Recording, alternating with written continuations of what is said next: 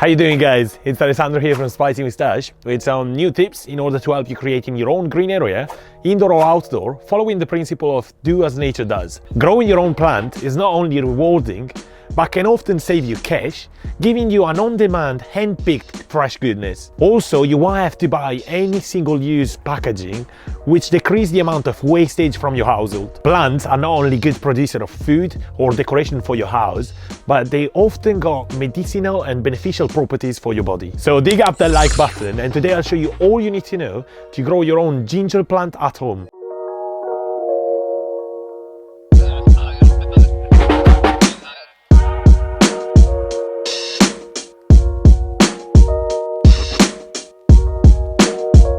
Ginger has been grown for over 5,000 years and through time has been considered like a luxury. The ancient civilization of China and India used it as a tonic to treat many ailments. Ginger is a powerful tropical vegetable that has a wealth of benefits, and it's surprisingly easy to home grow. Ginger is a potent anti-inflammatory, and inflammation is the cause of the problems that can strike down human beings. There is evidence to suggest that it can relieve nausea, improve appetite, prevent motion sickness, and also reduce the pain. The root of the underground plant can be consumed fresh, powdered, dry, in oil, or simply to add a kick to any dish. It's a perennial that grows annual pseudostems about 1 meter tall with narrow leaves. Ginger has been commonly identified as a root, but in reality it's a rhizome. I spoke before about rhizomes when talking about mint, and the danger of the mint overtaking a garden because of these rhizomes shooting roots and stems everywhere. Another nickname for rhizomes,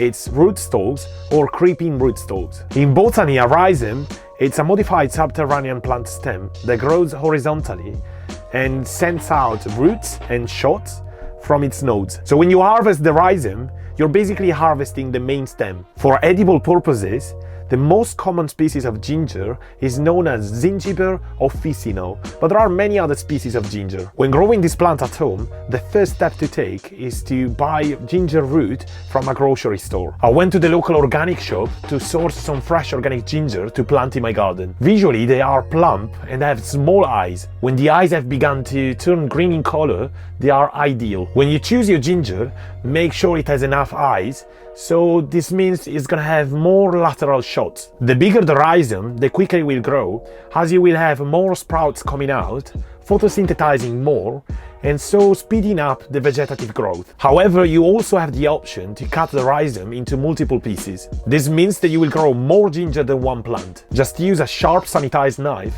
to divide the original rhizome into smaller sections. As long as it has one eye, it will grow, but the growth speed will depend on the size of the rhizome and the number of eyes. After dividing up your root plant, leave the pieces in a safe and dry location for a few days. This will allow the ginger pieces to form a protective callus and heal, and reduce the risk of infection. To plant your ginger, you will need well-draining loose soil rich in organic matter. I use soil mixed with perlite, which keeps soil light, provides plant root with air, and promotes a correct drainage. Also, I use homemade compost, and if you would like to make your own, you can check my video on how to make a compost bin and have compost in about 6 to 7 months. A mix of garden soil and well-rotted compost, around 50-50, is the correct ratio and it's ideal.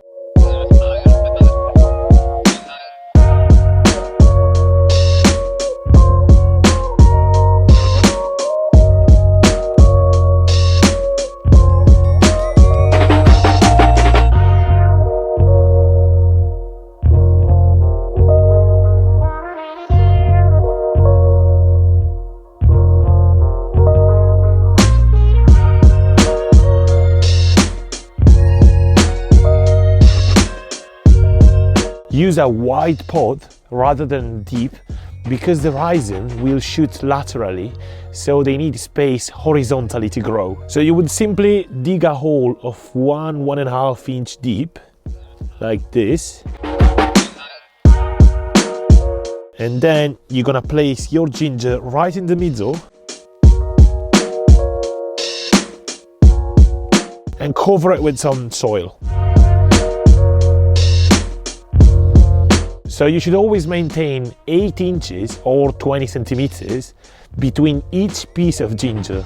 So for this container, I will plant just a big piece of ginger in the middle and nothing else around it. The next step will be to water until fully hydrated, and you won't have to water again until you see the shots coming out of the ground. A quick tip to understand when to water your ginger is to lift your container before watering, so whenever it's dry. So now every time that you come and check on your ginger, lift your container, and if it feels as light as when you planted it, it needs water. Alternatively, just stick your finger into the soil and feel the moisture level. Ginger thrives in partial shade or in areas with the morning sun. Ideally, you should shelter it from wind and moisture and keep it at around the temperature of 22 to 25 degrees Celsius. It will grow anyway if temperatures are slightly different.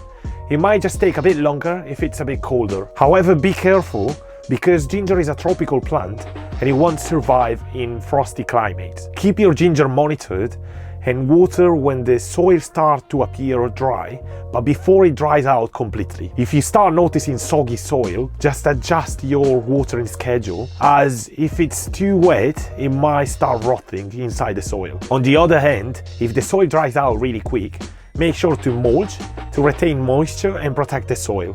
And this is why I left a tiny bit of space between the soil level and the top of my container. Another quick tip if you would like to gift ginger plants to friends and family is to separate a small shot from the main root of ginger and plant it in another pot, like this one here. Once the ginger is about 4 months old, you can start stealing small bits of it as you go. The ginger will grow in clumps, which means you can carefully dig up a small portion of the plant and root and leave the rest to grow. However, green ginger will not have the same taste as fully mature. If you can wait, after 8 months of planting and after all the stems die, you can dig up the whole ginger rhizome. The plant will not suffer if you cut small pieces off, as long as you ensure to leave a few eyes behind. Once you have your rhizome, break it up in small pieces and keep a few for the kitchen and the ones with the eyes more developed to replant into your garden. You can replant them straight away after you harvest your rhizome. If you don't want to use the ginger rhizome fresh,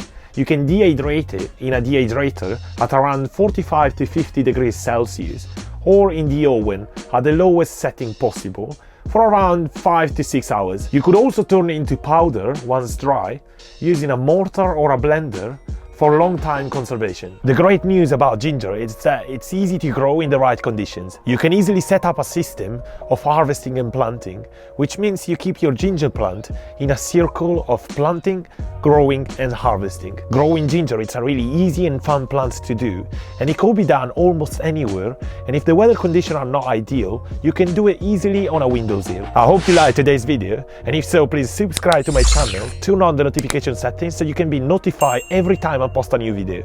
And I'll see you next week for a new episode. Thank you so much for watching. See ya!